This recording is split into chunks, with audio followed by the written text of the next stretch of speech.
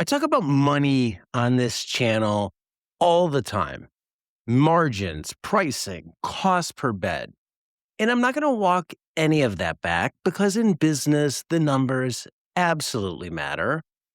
But the numbers were never the part of the equation that almost broke me. 9 years in, I run a healthy business and I still wake up some mornings. Sure, it's all going to disappear by Friday. If you've run anything on your own, I think you already know exactly what I'm talking about. But let's explore and get into it. I'm Diego, Diego, and welcome to Modern Grower. Here's the rule I've told myself over the years.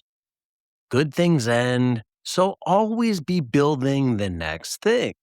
That sounds responsible, right? It sounds exactly what a smart business owner should do, is supposed to do. Diversify, hedge your bets, don't put all your eggs in one basket.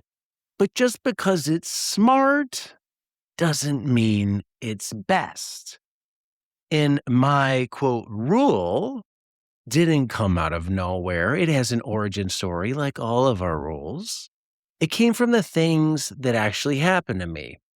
The first one was early in my entrepreneurial career, but at the time, I was working for a finance company. The market got slow. We got bought out by a big multinational firm. And I sat there every day thinking about, what if I get laid off? So I did the responsible thing. I started a side hustle, a layer of protection. If you get laid off, what better to have to save you than a side hustle? Maybe a side chick with money, but another story for another day. The second one, a few years later, I started a conference business, Permaculture Voices. That's how many of you got introduced to me. That was 10 years ago, believe it or not. But that business, while successful philosophically and maybe for the movement, financially, it failed. So at that point in my entrepreneurial career, being very young in both age and entrepreneur experience, I'd seen it from both sides. I've seen a market go from boom to bust as an employee and a business that I started fall apart. And by the time I started Modern Grower, I'd already lived the whole cycle. I was carrying those scars with me. And when this business that I run, Modern Grower, finally took off, that seed of doubt was already planted deep within. It's getting always. Here's what took me a decade to see.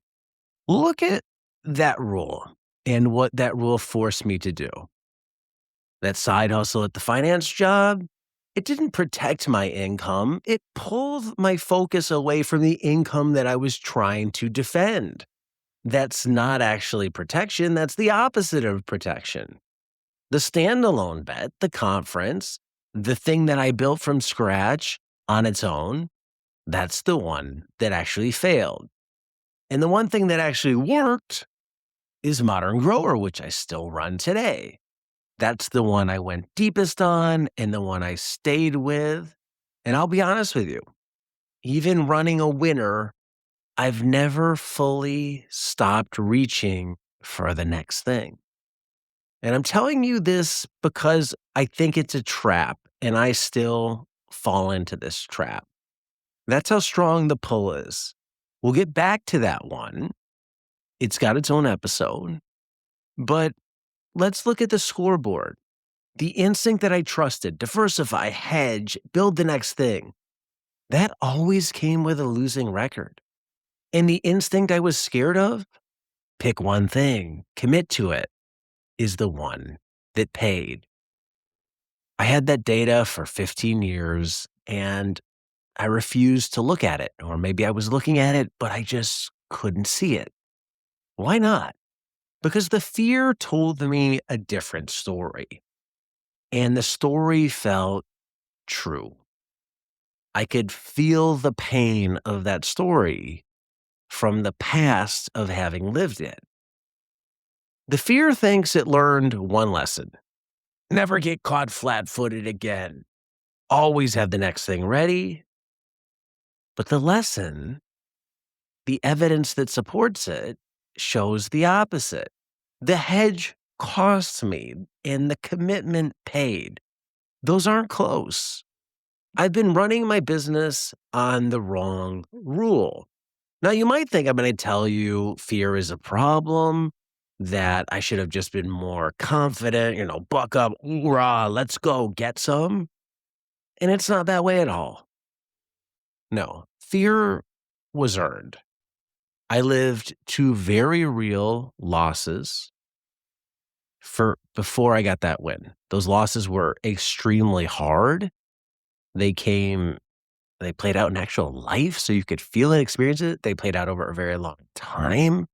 So that fear was deep. You don't unfeel that instantly, if ever. The fear wasn't the problem, though. It was there. It wasn't the problem. The problem was what I aimed that fear at. Here's the error. The fear treats modern grower like it's the same kind of thing that the finance job and the conference business were, and it isn't. They're not even in the same category. The finance job that I had was someone else's company in a boom bust industry with me having zero control over the market, the outcome, the business itself. The conference was a cold start. Looking back, I didn't have an audience, a proven demand, proven track record. I didn't really know what I was doing. I was just ambitious and a dreamer trying to make it manifest itself in a business reality. And that one bit me in the butt. The riskiest possible version of starting something was what I did with that conference. No demand, no audience. Yeah, let's maybe start a business around that. Modern Grower was the inverse of both. I owned it, and it's years proven.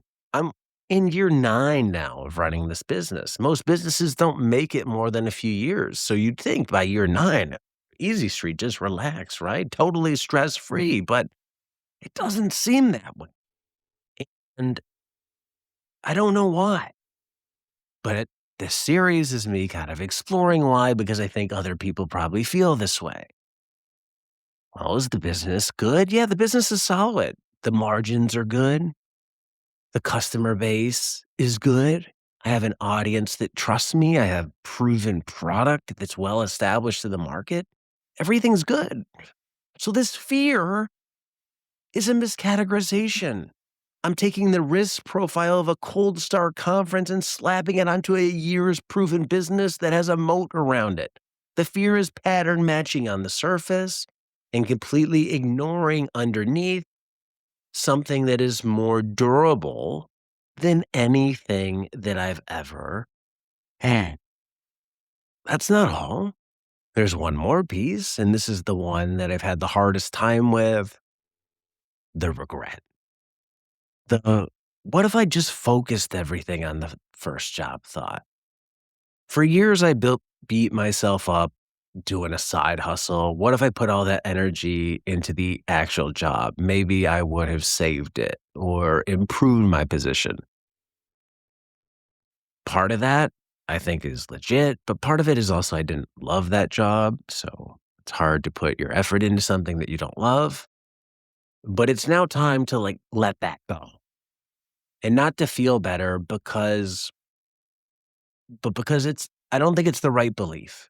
I don't know that focusing harder would have saved that job. The company got bought, the market turned, the forces were way out of my control. Unfortunately, there isn't a hard work knob connected to an income tuner when you're employed or when you run a business. Those two don't always go in hand, hard work and more income. We want to think there's a direct connection, but it's just not there. That hard work knob doesn't affect the tuning of income always. But here's what I do know. The side hustle taught me that I could build something. And that's part of how I got the nerve to start Modern Grower. In fact, the seeds of Modern Grower were collected from the ashes of that conference. Another episode for another day, but this is a little sidebar. Whenever you fail, it's not always a complete failure.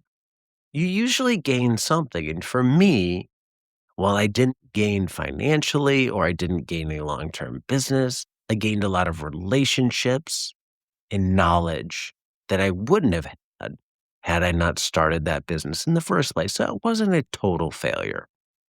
If I go back to my regret, what if I had just worked? What if I just focused more? That only makes sense if I grade the energy that I put into something as protection that failed. If I grade it instead as reps that made this real thing possible, then it's not a mistake. Going through all that actually helped me. It was Prologue. The doubt, the potential failure, the potential what if it all ends, I still carry that scar with me. The thought is still in there, and the scars are honest. They're a real record of real injury, real trauma. The error was not getting the scar, having the scar. The error was letting the scar from a cyclical job and a cold start failure write the operating manual of my entrepreneurial life from that point forward. I let it say, whatever happened then will happen again. Moving forward, I can still honor what those years taught me about resilience and still retire the conclusion that the next collapse is always coming, because both can be true. That fear was earned, and it's miscalibrated sometimes in my life to the thing that's right in front of me. As a result of all this, here's where I've landed. You can't measure this one in dollars. Measure it in attention. Every standalone thing you build is one more thing that can break, one less slice of attention for each one. More things, less attention. Makes sense. So before you build the next thing, ask yourself one question. Is this protecting what I have? Or is it just discharging fear? Be careful, because both of those feel identical on the inside, but they're completely different on the outside. The instinct that builds the business and the instinct that protects it are not the same instinct. One always says, make the next thing. The other says, go deeper on this one. After 9 years, the second one is truth. Next week, we'll do another episode. I'm going to go one level deeper into the one thing that you already own that's more anti-fragile than any product that you grow or sell or carry. And it's probably not what you think it is. If you think you know what it is before that video airs, hey, leave a comment below. And in the meantime, go build a farm business, not just a farm. I'm Diego, Diego. Thanks for watching. Hit subscribe, hit the bell, leave a comment, and until next time, be nice, be thankful, and do the work.